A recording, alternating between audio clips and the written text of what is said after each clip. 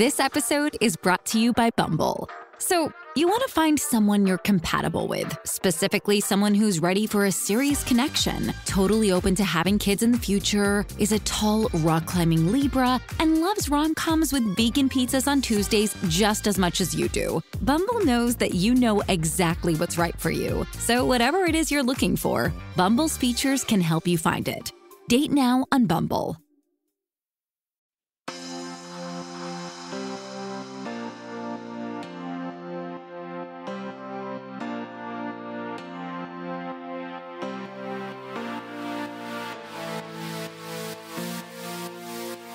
Hello and welcome to Outward, Slate's LGBTQ podcast. I'm Brian Lauder, an editor at Slate, and I'm your loyal host for this week, which is a very good week indeed because it's time again for advice. Not only that, but we have a very special theme for that advice, polyamory. Before we get to that, I just want to give a big thank you out to those of you who sent in letters and listeners. Just a reminder to please send in more. We are doing these advice episodes monthly or thereabouts, so the more of your problems, low stakes, or high drama that we can get, the better this is going to be. As always, send voice memos if you can. We love the voice memos or letters to outwardpodcast@slate.com. Okay, like I said, the theme this time is polyamory. Why? Well, because we seem to be in something of like a capital M moment for poly, at least in terms of mainstream cultural interest. Obviously, a lot of us have been poly for a long time, but the mainstream cultural institutions are paying attention right now. In the last few months, we've seen magazine cover stories, we've seen think pieces, buzzy memoirs, whole segments of The View about it for some reason. For better or worse, the debut of this show on Peacock called Couple to Thruple, which we might talk about in a future episode, we'll see.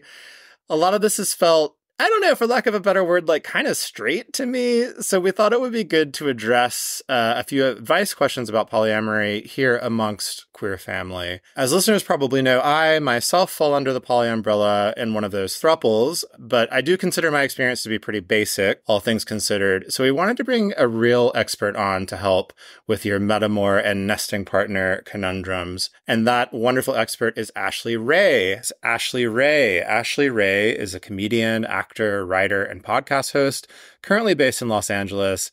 And as someone who's vocal about being bisexual and solo polyamorous, Ashley is exactly who we wanted to have on to answer all of these questions. She is not new to polyamory and has probably lived all of your non-monogamous dreams, or maybe they're nightmares, I don't know.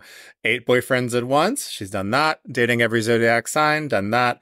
52 dates in a single year, that's once per week, she's done that. Woo! We are so excited to have Ashley here today. Welcome. I am so happy to be here. Yeah, that is my dating history. I consider myself a sort of poly dating expert. I've done pretty much all of it that you can do.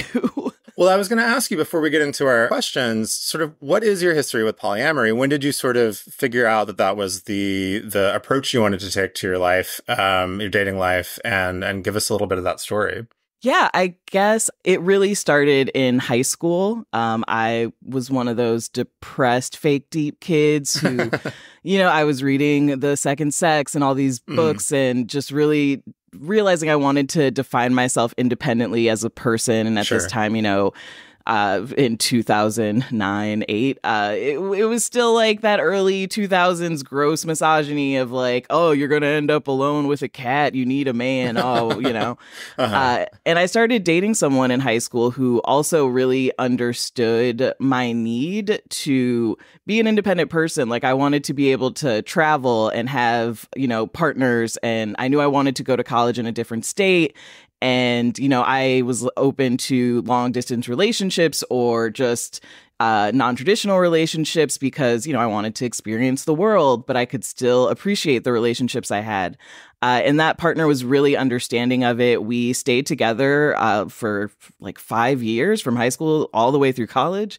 And it was basically our senior year when we actually started reading the books about polyamory. I was like, oh my gosh, there's a system for this? There's actually, there's words and it's a whole thing. Literature. My goodness. Yeah. The first book I read was Opening Up by Tristan Taormino, which I absolutely recommend. It really breaks down all the different ways that ethical non-monogamy can happen. And it's just a great guide. And from there, I have been polyamorous ever since then. Yeah, so since 12, I would say I've been officially like reading the books, doing it legit. Doing the thing. We're going to get into some terminology in some of these questions today, but there's one term I thought maybe we could define up front because you use it to describe yourself, which is solo poly. I suspect some of our listeners maybe don't know that one. So could you explain what that means to you? Yeah, absolutely. Most people don't know what solo poly is. They hear it and they just think, so you're single. But, most people who are poly have a partner that they are already with when they decide to try the lifestyle. So that person will be their primary, or their nesting partner or just their main person. Solo poly people can be single. We also have partners, but essentially we always want to have multiple partners and we aren't interested in the relationship elevator, the moving up there. I'm not trying to ever share a bank account with someone. I don't want to get married. If someone asks, I'm single, but I also do have a boyfriend. Right. But, for me, it'll probably never reach a place where I'm like, oh, is this someone I want to have kids with? And then, I also think there's more fluidity with solo polyamory. I've dated couples. I even have periods where I will be monogamous with someone if I really like them. And I'm like, let's just get to know each other one-on-one for a few months. And it kind of gives you the ability to ebb and flow as you want with dating, like sometimes I just want to be alone. That's another reason I love being solo poly is I find a lot of us are people who we're kind of hermits. We're people who don't mind a lot of alone time. And in fact, we need it. And so I need to have partners who understand, I am not going to be the girl that you see every single day. I can't handle that. I need a day or two where I'm just by myself. And it's often confused also with relationship anarchy. But I think they're very separate because in solo polyamory, you still do create rules and boundaries with your partners. And, you do define relationships kind of on their terms. But there still is the sense of there's a romantic relationship in solo polyamory, whereas the romantic high anarchy people, I don't know what they're out there. They're doing it up. We can explore that on a future episode. Find some of them. Cause, I mentioned in my little introduction about this sort of funny moment in quotes that we're in, at least in terms of New York Magazine paying attention to polyamory. Do you have any thoughts about, as someone who's obviously been in this life for a long time, and it's just natural to you, right? What is it like to have all of this weird kind of attention? It is weird because I think we have a reputation as oh, of course, if someone's poly, you're going to know it because they're going to tell you, we're like vegans. We don't shut up about it. But I find that's really not true, that most people who don't talk about it. You'd probably be shocked by the people in your life who are practicing polyamory. And it's usually something that we have meetups. We know our communities and we're okay with it being kind of underground, I guess you could say. And I think that's because it is so hard to be polyamorous. It does take a lot of just talking and reading and understanding of what you want. And it can be dangerous when ideas like that blow up in the mainstream. Okay. It's like Cosmo, sex can be fun and wonderful and empowering, but when it's in the hands of a Cosmo magazine and they're telling you 5 ways to give your guy the best blowjob, it's okay, oh no, this is not what you, this is not what it. Wanted. Yeah. So, I think it's we take a few steps forward and then some back, but overall, I guess I like the attention. It's good to see people considering other options. That's true. That is a high-minded way to put it. Yeah, definitely. Yeah, it's just there are other, but again, just don't just trust the TV show that's telling you this is fun and easy. It's not. It is. Yeah. I always have the caveat of yes, I'm happy being polyamorous. I'm happy I found the way I wanted to navigate relationships, but at the same time, it is hard. Really think about if you want it. No, I mean, I say, speaking personally for just a sec, I say the same thing when people are basically would you recommend being in a throuple? And I'm no, actually, I wouldn't evangelize about it because actually it is harder. It takes a certain kind of work and you really have to want to do it, right? You really have to care about the people, and it's not just like a fun lark to take on. So yeah, I totally agree with you on that.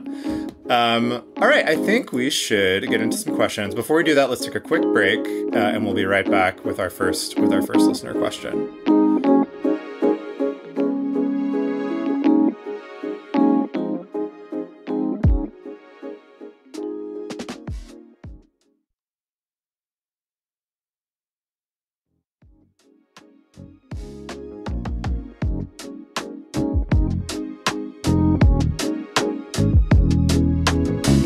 We are back. We have our first listener question from Stuck in the Middle. Last month, a relationship with someone ended because of differences in availability, but also what being polyamorous meant to each of us. I am solo poly, and the person I was dating has a nesting anchor partner and self-described the relationship as non-hierarchical.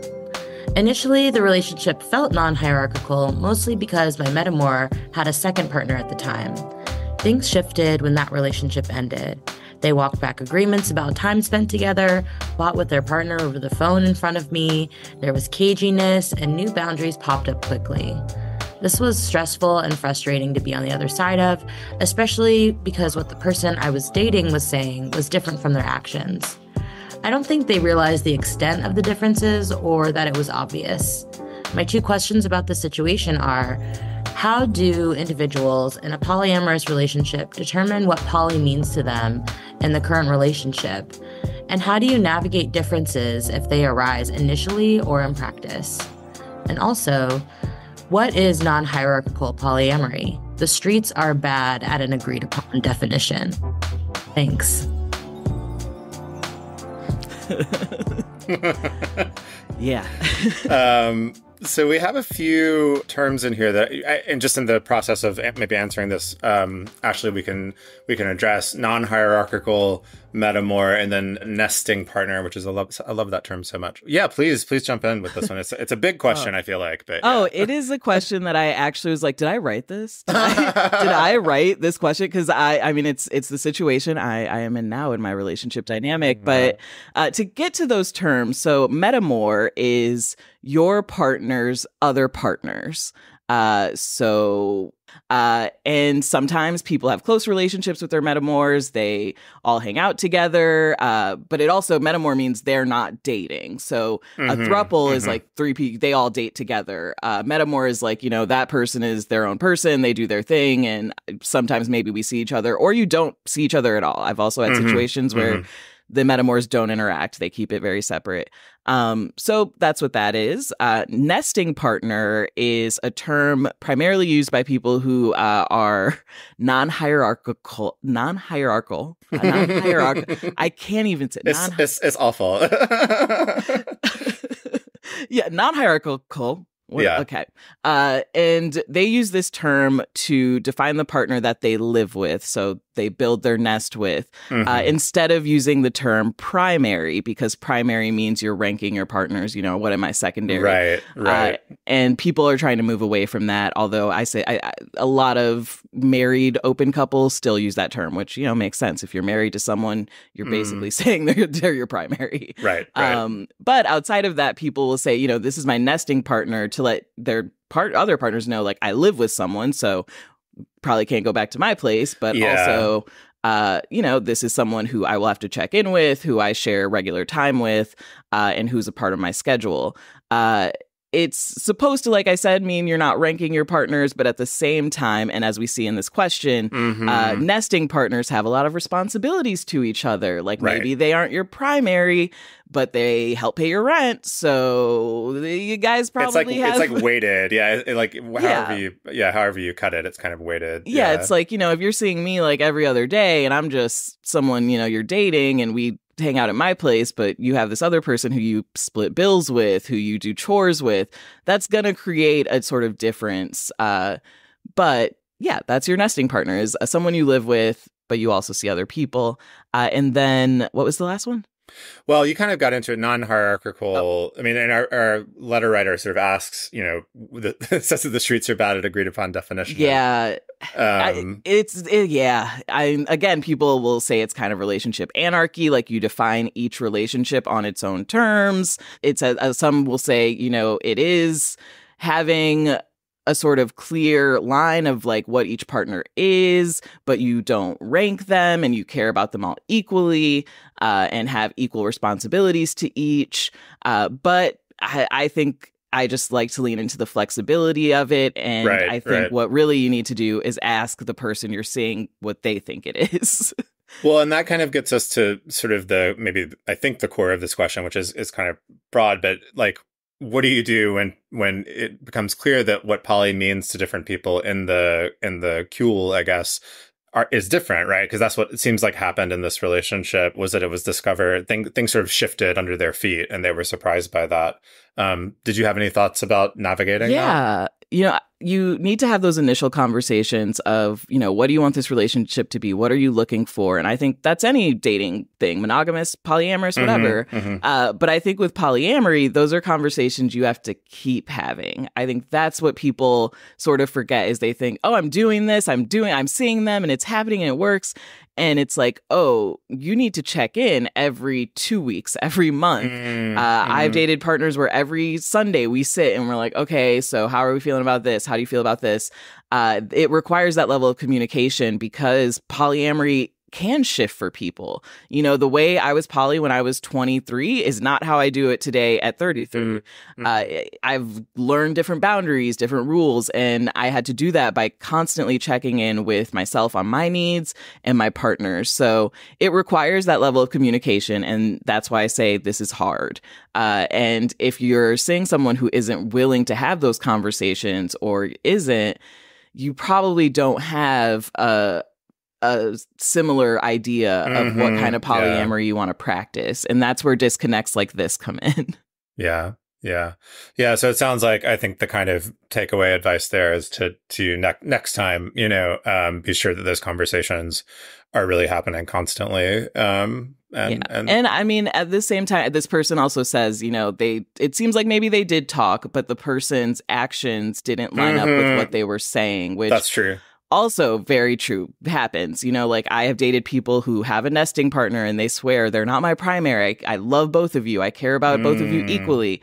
But again, it comes back to being realistic about those responsibilities of, maybe you do really care deeply about both of us, but there's one person who is a nesting partner who, maybe I won't bring up an extreme example, but like who is maybe, wanting more of your time, and it's easier for that partner to say, well, don't go out tonight, actually I want you to stay with me, and it's easier to sort of be the person they need and to take care of their responsibilities, and that's the reality of the actions in the situation. I've dated people with nesting partners and they can tell you until they're blue in the face, like, no, that's not my primary, I care about both of you equally, but at the end of the day there's one person that you share a bank account with, that you're paying bills with. So I think you kind of have to accept that on the other end of it. And if it is your goal to be that person with them, to have that kind of relationship, then again, that's a shift sort of, because they've come into it telling you, I have a nesting partner. So that does mean there are certain like boundaries you have to put up and understand in the relationship. It's kind of similar to if they said, I have a primary, except it's not. We all know it's different. Okay. Yeah, right. But it may be good to kind of keep that in the back of your mind. Yeah, no, that makes sense to me. All right, let's jump to the next one.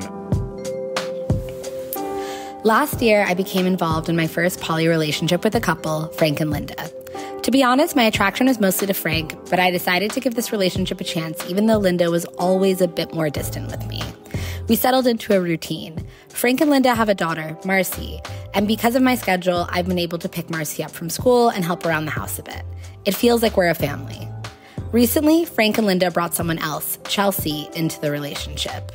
As a result, I've been sidelined. I still pick Marcy up from school and help around the house, but otherwise, Frank and Linda spend very little time with me. I feel both of them, most of all Linda, are more attracted to Chelsea and like her better. I resent Chelsea a lot. When I brought this up, they accused me of being needy and closed-minded. I feel betrayed, but this was my first poly relationship, and I worry that they're right and I'm looking at it the wrong way. I don't want to be a clingy girlfriend. On the other hand, if all I'm doing is vacuuming and running errands for Frank and Linda, I don't think that's a real relationship. I don't even know how to discuss it with them again, as the one time I did, they totally blew me off. Ooh. I just want to hug her. I just want to hug you. I know. Oh, baby girl, baby girl. Oh, you got tricked. It's the this is the trick. All the early poly girls we fall into, especially as bi poly. You thought you were in your first poly relationship. You have been caught by unicorn hunters. That's what you have. You were a unicorn. They hunted and they got a successful kill here. I'm so sorry. Oh, no. I'm so sorry. There were so many red flags. I think introducing you to their daughter pretty early on here. I wondered about that. Yeah. Having, your third partner pick up your kid creates a dynamic of like, hey, this is your babysitter. This is, it's not giving, this is our equal partner who you may someday see as a second mom, or like, we're all in a relationship on equal footing. Having you run their errands, red flag. Right. You voicing your concerns and they dismiss you, you're not in their relationship. They're discussing you, I guarantee it, and they aren't talking to you. You are essentially fulfilling needs for them, and that is kind of what a unicorn is. You fulfill the sexual needs, you fulfill their, when one of them is lonely, whatever it is, but it really, they aren't feeding that back into you. Your needs dismissed. What you want doesn't matter. And the biggest red flag, they started dating someone else without telling you. Yeah. If you're in a real poly relationship with them, then they would talk to you about that, about bringing someone else into the throuple. Mm-hmm. But you're not in their relationship. They are in a relationship and they are seeing other people. You are just one of their partners. And almost like, an employee, like it's with the vacuuming and the errands and all of that. that's just so unfair to this person. And the fact, unicorn hunters, they make us look so bad. They are fine. They're under the umbrella of ethical non-monogamy. They are my cousins, my distant cousins. But they, and if you want to engage with that dynamic, do it. Hey, I had a summer of fun just dating like couples that way and being like, yo, casual, I don't care.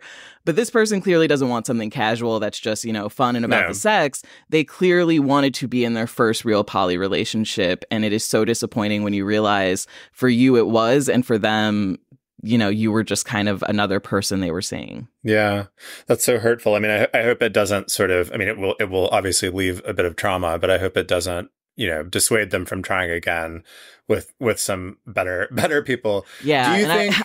I feel this is the dynamic that usually makes people try polyamory and quit it immediately. And quit, They found some unicorn hunter. They're like, I thought I liked both of them and they liked me. And it's like, oh no, that wasn't, right. That's not it.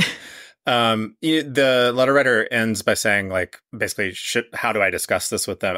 I'm curious what you think, but my impression is like, it's time to just go. It's time to go. Yeah, this is not. This is not a healthy dynamic. It's already weird enough you have like a connection relationship with their daughter or their child. Yeah. It's too messy. They clearly don't care about you the way that you care about them, and it is best to go. Yeah. Yep. Sorry. Sorry, letter writer. So sorry. I know. I feel very bad for you, but yeah, I think it's time to get out of that, and maybe once you're recovered from it, try again. Yeah, try again. And there are good people to be in thruples with out there, but make it happen from your position and what you want, and be weary of the couples that. Yeah. Absolutely. All right, we're going to go to a quick break, and we will be back with a few more advice questions after that.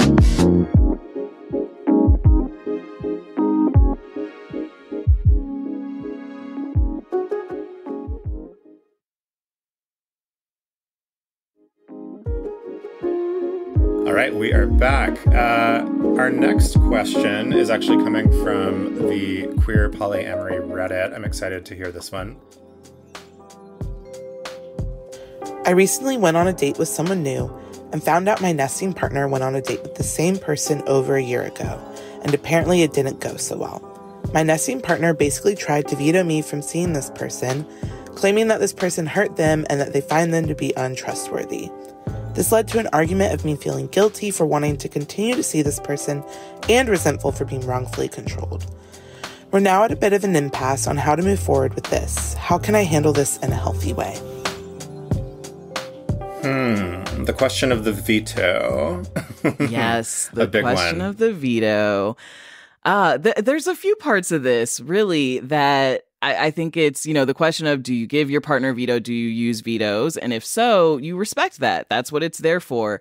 I think there's also the reality of this is very common in polyamory. I mean, there aren't a ton of us, so you're gonna overlap. Right.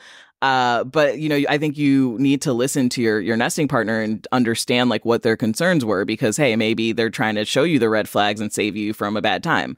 But I think this is a situation where you really have to define that metamour relationship. So if you expect your metamours to be around each other, if you expect your other partner to come into your house where you live with your nesting partner and your nesting partner isn't comfortable, it's not right to put those two people in a metamour dynamic together. Right.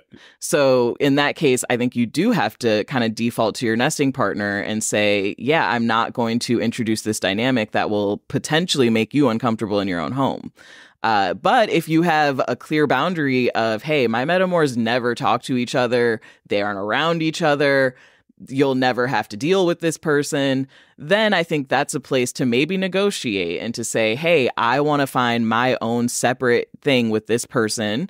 I understand what your relationship is to them. I'm not trying to change that or say it's wrong.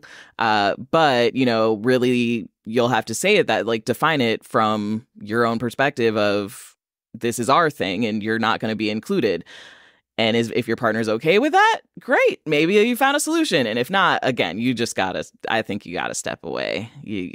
I think that's super smart. And it also, I think it hinges on what do we mean by, hurt and what do we mean by untrustworthy? Yeah. We would need to know that information because, there's many things that would just be on the pale, I feel like. And maybe some things where you could, be like, if it's like, oh, I don't trust them because they were always 10 minutes late to our date. Right. And that was irritating to me. And it's like, I'm always late. Who cares? Yeah, right. Obviously, you have to listen to those levels and, those concerns are valid, but you take your own, what you're comfortable with. But personally, I think if you have a nesting partner and that's the person you live with, probably share a bed with, you don't want them waking up angry. So no, yeah, don't respect. Respect the veto. Yeah, I think that makes sense. All right, our final question here is also from Reddit. I'm a 27-year-old woman in a wonderful 3-person relationship with a male partner of 10 years, I'll call him Jacob, and a non-binary partner of a year, I'll call them Riley. And, I love both of them so much and love the time that we spend together as a trio. However, there have been 2-3 instances over the past couple months where I've been away on trips and Jacob and Riley have had lovely intimate weekends at home together. I am starting to feel a lot of jealousy. I dug into that to see where it was coming from and came to the conclusion I'm really missing having one-on-one intimate and quality time with each of them. I rarely, if ever, have sex alone with either of them or quality time dates. And I find this a bit odd because I live with Jacob, but I think he's using all of his emotional, romantic, sexual energy for quality time with the 3 of us and not so much bringing his present, energetic self home. I think I'm feeling jealous that this need isn't being met for me, but it is being met for Jacob and Riley. I'm planning on asking for maybe a one-on-one date a month with one or each of them, but I'm wondering, does anyone have experience with this or advice? This is my first throuple, and I would just love any insights or thoughts on how I can deal with this situation. This letter writer is so insightful, I think, about the situation. So I'm really hopeful that we can work this out. As a throuple person, I have some thoughts, but Ashley, why don't you go first and then I can jump in? I love the insight. They looked into their jealousy, saw where it was coming from. Yes, you're doing it. You read the books, okay? You're okay, yes. So we have a good basis of polyamory in the group. Everyone is listening, respectful. Green flag, let's go. I do think this person is right, that they've really pinpointed the situation of when you're in a throuple, the one-on-one dynamic doesn't disappear. And I think, especially I think they've only been doing this for about a year. I think in that year, the newness of it makes you want to do everything as the throuple, right? Mm-hmm. You're like, oh, threesomes all the time. And that is great. It is fun. And, doing everything together. But you still have to nurture those one-on-one bonds. And the newness and the excitement, that can be forgotten. So bringing that up to your partners and establishing those one-on-one date nights is such a great idea. And at the same time, I did love hearing that this person's partners are creating a strong one-on-one dynamic because that so rarely happens. So on the other side of jealousy, there's compersion. Right. And compersion is when you feel joy seeing the person you love be happy. And it sounds like there's a little bit of that here. The letter writer says, I do like seeing that, but on the other side is the jealousy. That's jealousy, right. And I think leaning into those one-on-one relationships will help bring out the compersion. When you have your time with them, it'll just make you appreciate their time together. And compersion just, I think, makes throuple stronger. It's a big part of it. You have to be happy seeing the other person with the other person. So I think they've really set up a plan here that I think will lead to success. I do too. I've been in my throuple for coming up on 7 years. And so I totally know what you're talking about, that sort of early time when everything's very exciting and it's like, wow, we're three, like the newness of that. But then you really do have to attend to the individual, sort of spokes of that triangle or whatever you would call it. You absolutely do. You have to make time. I love the idea of like the dates, like set dates. We have actually done that at different periods in my relationship, and it was super effective. Just being like, okay, me and Tristan are going to go do this, this month, and me and Cam are going to do that, and valuing that as really important. Keeping the relationship strong, right? Because you can't just. Sometimes it's just too much to do everything together as three people too. Like it can just be. It's good. It's like healthy to remember what you like about each person individually, and bring that back then to the whole group. So I think you're totally right, letter writer, to be planning this. I think make it intentional, and it can be fun. It's like, it's a happy thing. It's not like, oh, this is some kind of work we have to do, right? Exactly. Yeah. It's like actually a lovely thing to go on a date with just one of your partners. And ideally, like you said, Ashley, like that compersion will come into play where, your other partner will be delighted to hear about that, and it'll just be for the good of the relationship overall. So yeah, I think letter writer, you've got it. You've got the right idea, and you're not, there's nothing wrong with what you're feeling at all. It makes complete sense. And I think just follow that instinct to firm up those relationships individually. Yeah. Plus, it gives you something to talk about again. You're doing all things together. It's like, I was there. I know. No, I know. Oh, my God. So but now you get the excitement of being like, where did you guys go out to eat? What'd you do? How was it? Right. Like, it freshens things up. So actually, that's so true. That's so true. One of the benefits of having a throuple or being in a throuple is that a lot of times one of you maybe doesn't feel like doing a thing. Like maybe you've been invited to dinner or something like that, and people are kind enough to invite all three of you. You have an out. You can just be like, I don't feel like it tonight. I'll send the two of you as our like emissaries, yes, to the thing, and I'm going to stay home and just rest or whatever. But then you get to talk about it, and it's wonderful. So you get to hear all the gossip like you were there. It's great. It is really great. It's one of the special powers of that for sure. Thank you, Ashley. This has been so fun. I feel like we've really helped some people. I hope so. Yeah. I really appreciate you coming. Where can our listeners find you and follow your work? You can follow me at The Ashley Ray anywhere. The Ashley Ray on Twitter, Instagram, whatever you want. I share a lot of my polyamory thoughts and writing. And if you want to read some of the stories of my dating life, I do have a Substack called 52firstdates.substack.com. I did a challenge where I forced myself to go on one new date every week of the year. Wow. Until I could not do it anymore. So I talk a lot about how I deal with my polyamory and solo poly there. And do you want to tease your podcast? I know that we're about to do, we were talking before this started about couple to throuple. Yes. Maybe you want to tease that. Yes. So I have my podcast, TV I Say, with Ashley Ray. It is all about TV. I interview your favorite people, and I'm interviewing the host of Couple to Throuple.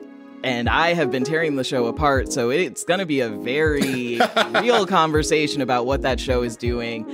And then also my debut comedy album, Ice Cream Money, is out March 1st. And there is so much about polyamory on there. There's a lot of jokes. So. Oh my gosh, so many wonderful things coming. That's so exciting. Thanks again, Ashley. And everybody go out and follow Ashley. She's incredible. All right, that is the show for this week. If you like the advice, please remember that we're going to be doing this regularly, probably about once a month or so. So if you have a question, send it to us.